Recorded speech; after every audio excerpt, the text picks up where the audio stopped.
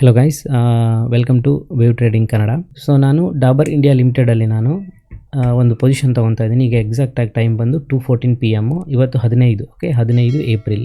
So ನನಗೆ ನನ್ನ ಒಂದು ಟೆಕ್ನಿಕಲ್ ಅನಾಲಿಸಿಸ್ ಪ್ರಕಾರ ನನಗೆ ಈ 490ಇಂದ 495 ಇಲ್ಲಿ ಬೈ ಮಾಡೋದು ಒಂದು ಗುಡ್ ಝೋನ್ ಅಂತ ಅಂದ್ಕೊಂಡಿದ್ದೀನಿ. ಓಕೆ, ಇವತ್ತು ಸೊ ನಾನು 200 ಕ್ವಾಂಟಿಟಿನ 495ಗೆ ನಾನು ಬೈ ಮಾಡಿದ್ದೀನಿ. ಸೊ ನನ್ನ ಫಸ್ಟ್ ಟಾರ್ಗೆಟ್ ಬಂದು ಇದು ಒಂದು 15 to 20 ಡೇಸ್ಗೆ ಸ್ವಿಂಗ್ ಅಂತ ನಾನು ಕ್ಯಾಲ್ಕುಲೇಷನ್ ಮಾಡಿ ಮಾಡ್ತಾ ಇರೋದು. ನನ್ನ ಫಸ್ಟ್ ಟಾರ್ಗೆಟ್ 515, ಕ್ವಾಂಟಿಟಿ ಬಂದು 200, ಸೆಕೆಂಡ್ ಟಾರ್ಗೆಟ್ 530, ಹಾಗೆ ನನ್ನ ಥರ್ಡ್ ಟಾರ್ಗೆಟ್ ಬಂದು 553. ಓಕೆ, ನಾನೀಗ ಏನು ಮಾಡ್ತೀನಿ ಅಂತ ಅಂದರೆ, ಈ ಒಂದೊಮ್ಮೆ ಏನಾದರೂ ಇದು ಕೆಳಗಡೆ ಬಂತು ಅಂದರೆ ಅಪ್ ಟು 480 ಲೆವೆಲ್ವರೆಗೂ ನಾನು ಅಕ್ಯುಮುಲೇಟ್ ಮಾಡ್ತೀನಿ. ಓಕೆ, ಅಂದರೆ ನಾನು ಆ್ಯಡ್ ಮಾಡ್ತೀನಿ, ಪೊಸಿಷನ್ ಆ್ಯಡ್ ಮಾಡಿ ನಾನು ಪ್ರೈಸ್ನ ಆ್ಯಾವ್ರೇಜ್ ಮಾಡ್ತಾ ಹೋಗ್ತೀನಿ. ಈಗ ನೆಕ್ಸ್ಟ್ ಒಂದು 100 ಕ್ವಾಂಟಿಟಿ ಇಲ್ಲೇ ಆ್ಯಡ್ ಮಾಡ್ಬೋದು. ನಾನು ಈಗ ಒಂದು 486 ಝೋನಲ್ಲಿ ಮತ್ತೊಂದು 100 ಕ್ವಾಂಟಿಟಿ ಇಲ್ಲೇ ಆ್ಯಡ್ ಮಾಡ್ಬೋದು, ಇಲ್ಲೊಂದು 100 ಕ್ವಾಂಟಿಟಿ ಆ್ಯಡ್ ಮಾಡ್ಬೋದು. ಈ ಥರ ನಾನು ಮಾಡಿ ಆ್ಯಾವ್ರೇಜ್ ಮಾಡ್ತಾ ಹೋಗ್ತೀನಿ ನನ್ನ ಪ್ರೈಸ್ನ. ಓಕೆ, ಸೊ ಸ್ಟಾಪ್ ಲಾಸ್ ಏನು ಮಾಡ್ತೀನಿ, ನನ್ನ ಒಂದು ಇದ್ರ ಪ್ರಕಾರ ನಾನು ಇದಕ್ಕೆ ಸ್ಟಾಪ್ ಲಾಸ್ ಇಡಲ್ಲ. ಯಾಕೆ ಅಂತಂದರೆ ಇದೀಗ ಒಳ್ಳೆ ಒಂದು ಝೋನಲ್ಲಿ ಬಂದಿದೆ ಅಂತ ನನ್ನ ಒಂದು ಅನಿಸಿಕೆ, ನಾನು ಸ್ಟಾಪ್ ಲಾಸ್ ಇಡೋಕ್ಕೆ ಹೋಗಲ್ಲ. ಸೊ ಒಂದು 15ಇಂದ 20 ಡೇಸ್ವರೆಗೂ ನನ್ನ ಒಂದು ಟಾರ್ಗೆಟು. ನಾನು ಆಮೇಲೆ ಇನ್ನೊಂದು ಮೇಯ್ನಾಗಿ ಏನು ಹೇಳ್ತೀನಿ ಅಂದರೆ, ನಾನು ಈ 530 ಝೋನ್ ಇದೆಯಲ್ವಾ, ಇಲ್ಲಿವರೆಗೂ ನಾನು ವೇಟ್ ಮಾಡ್ತೀನಿ. ಈಗ ನನಗೆ ಈಗ ಬಂದಿರೋದು ಹೀಗೆ ನಾನು ಮೊಮೆಂಟಮ್ ಕೊಡ್ತಾನೆ ಇದೆ, ಕೆಳಗಡೆ ಬಂದಿಲ್ಲ ಅಂದರೆ ನಾನು ಈ 530 ಝೋನ್ವರೆಗೂ ಫಸ್ಟ್ ನನ್ನ ಸೆಕೆಂಡ್ ಟಾರ್ಗೆಟ್ವರೆಗೂ ವೇಟ್ ಮಾಡ್ತೀನಿ. ಇದೇನಾದರೂ ವಿತ್ ಮೊಮೆಂಟಮಲ್ಲಿ ಕ್ಲೋಸ್ ಕೊಡ್ತು ಅಂದರೆ ನಾನು ಥರ್ಡ್ ಟಾರ್ಗೆಟ್ವರೆಗೂ ವೇಟ್ ಮಾಡ್ತೀನಿ. ಓಕೆ, ಈಗ ನಾನೇನಾದರೂ ನಾನು ಹೋಲ್ಡ್ ಮಾಡಬೇಕು, ಇನ್ನೂ ತುಂಬ ಹೋಗುತ್ತೆ ಅಂದರೆ ಇನ್ನೂ ನಾನು ನೆಕ್ಸ್ಟ್ ಟಾರ್ಗೆಟ್ವರೆಗೂ ಹೋಗ್ಬೋದು. ಬಟ್ ಇದಿಷ್ಟು ನನ್ನ ಒಂದು ಟಾರ್ಗೆಟ್ ಆಗಿರುತ್ತೆ, ಈಗ ಪ್ರೆಸೆಂಟ್ ಒಂದು ಶಾರ್ಟ್ ಟರ್ಮ್ ಟಾರ್ಗೆಟ್ ಆಗಿರುತ್ತೆ. ಸೊ ಹಾಗೆ ನಾನು ಎಷ್ಟು ಯಾವುದರಲ್ಲಿ ನಾನು ಪೊಸಿಷನ್ ತೊಗೊಂಡಿದ್ದೀನಿ ಅಂತ ನೋಡೋದಾದರೆ, ನಾನು ಎಮ್ ಸ್ಟಾಕಲ್ಲಿ ಬೈ ಮಾಡಿದ್ದೀನಿ. ನನ್ನ ಕ್ವಾಂಟಿಟಿ ಬಂದು 200 ಇದೆ ಅಲ್ವಾ. ಇನ್ವೆಸ್ಟ್ಮೆಂಟ್ ಎಷ್ಟು ಅಂತ ನೋಡೋದಾದರೆ 200 ಇಂಟು 495 ಅಂದರೆ ಸೊ 99,000 ರುಪೀಸ್. ಓಕೆ, ನಾನು ಬೇರೆ ಎಲ್ಲೇ ಯಾವುದರಲ್ಲೇ ನಾನು ಬೈ ಮಾಡಿದ್ರು, ಬಟ್ ನಾನು ಎಮ್ ಸ್ಟಾಕಲ್ಲಿ ಮಾರ್ಜಿನ್ ಬೆನಿಫಿಟ್ ತೊಗೊಂಡಿದ್ದೀನಿ. ಓಕೆ, ನನಗೆ ಈ ಮಾರ್ಜಿನ್ ಅಂತ ಕೊಡ್ತಾರೆ.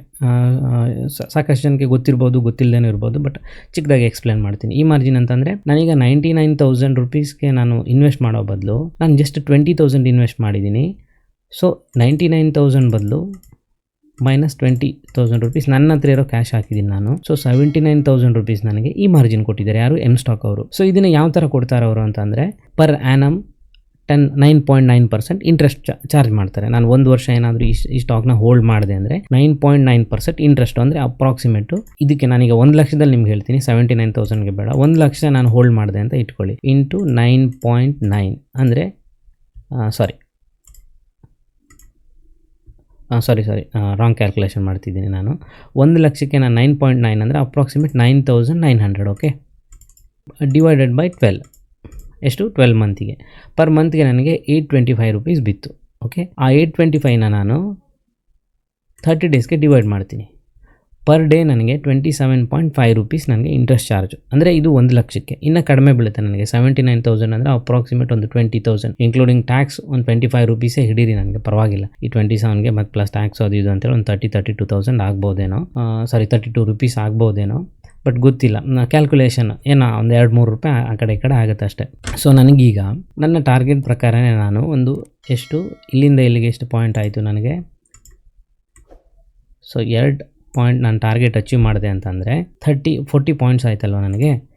ಈಗ ನಾನು 40 ಪಾಯಿಂಟ್ಸ್ ಇಂಟು ಜಸ್ಟ್ 200 ಕ್ವಾಂಟಿಟಿ, ನಾನು ಮತ್ತೆ ಏನು ಆ್ಯಡ್ ಮಾಡಿಲ್ಲ ಅಂತ ಇಟ್ಕೊಳ್ಳಿ, ಇದು ಹೀಗೆ ಮೇಲೆ ಹೋಯಿತು ಅಂತ ಇಟ್ಕೊಳ್ಳಿ. 40 ಇಂಟು 200 8,000 ರೂಪಾಯಿ ಆಯಿತು. 8,000 ರೂಪಾಯಿ ನನ್ನ ಪ್ರಾಫಿಟ್ ಬಂತು ಅಂತ ಇಟ್ಕೊಳ್ಳಿ. ಜಸ್ಟ್ ಒಂದು ನಾನು 30 ರುಪೀಸ್ನ ಕ್ಯಾಲ್ಕುಲೇಷನ್ ಮಾಡ್ತೀನಿ. ಓಕೆ, 30 ರುಪೀಸ್ ಇಂಟು ಒಂದು 20 ಡೇಸ್ 600 ರುಪೀಸ್ ಮೈನಸ್ 600, ಒಂದು ಅದು ಇದು ಟ್ಯಾಕ್ಸು ಅಂತೆಲ್ಲ ಸೇರಿಬಿಟ್ಟು ಒಂದು 50 ರೂಪಾಯಿ ಇಟ್ಕೊಳ್ಳಿ. 7,400 ಮೈನಸ್ ಇನ್ನೊಂದು ಅಡಿಷ್ನಲ್ಲು ಬೇಡ, ಒಂದು 100 ರುಪೀಸ್ ಕ್ಯಾಲ್ಕುಲೇಟ್ ಮಾಡ್ಕೊಳ್ಳಿ. ಸೊ 7,300 ರುಪೀಸ್ ನನಗೆ ನೆಟ್ ಪ್ರಾಫಿಟು. ನನ್ನ ಇನ್ವೆಸ್ಟ್ಮೆಂಟು, ನನ್ನ ಮನಿ ಹಾಕಿರೋದೆಷ್ಟು, ನಾನು ಜಸ್ಟ್ 20,000 ರುಪೀಸ್. 20,000 ರುಪೀಸ್ಗೆ ನನಗೆ 7,300 ಅಂತಂದರೆ ಎಷ್ಟು ಬಂತು ಅಂತ ನೀವು ಲೆಕ್ಕ ಹಾಕೊಳ್ಳಿ, ಎಷ್ಟು ಪರ್ಸೆಂಟೇಜ್ ಬಂತು ಅಂತ. ಓಕೆ, ಸೊ ನಾನು ಈ ಥರ ಪ್ಲ್ಯಾನ್ ಮಾಡಿ ಈ ಪೊಸಿಷನ್ನ ಬೈ ಮಾಡಿದ್ದೀನಿ. ಮತ್ತೊಮ್ಮೆ ಹೇಳ್ತಿದ್ದೀನಿ, ಇದು ನಾನು ಯಾರಿಗೂ ರೆಕಮೆಂಡ್ ಮಾಡ್ತಾ ಇಲ್ಲ, ಜಸ್ಟ್ ಎಜುಕೇಷನಲ್ ಪರ್ಪಸ್. ಸೊ 20 ಡೇಸ್ಗೆ ನಾನು ಹೋಲ್ಡ್ ಮಾಡ್ತೀನಿ. ಓಕೆ, ಹಾಗೆ ಇನ್ನು ಯಾರು ನನ್ನ ಚಾನಲ್ನ ಸಬ್ಸ್ಕ್ರೈಬ್ ಮಾಡಿಲ್ಲ ಅಂದರೆ ದಯವಿಟ್ಟು ಸಬ್ಸ್ಕ್ರೈಬ್ ಮಾಡ್ಕೊಳ್ಳಿ. ಒಳ್ಳೊಳ್ಳೆ ವೀಡಿಯೋಸ್ನ ನಾನು ಶೇರ್ ಮಾಡ್ತಾ ಹೋಗ್ತೀನಿ. Thank you guys.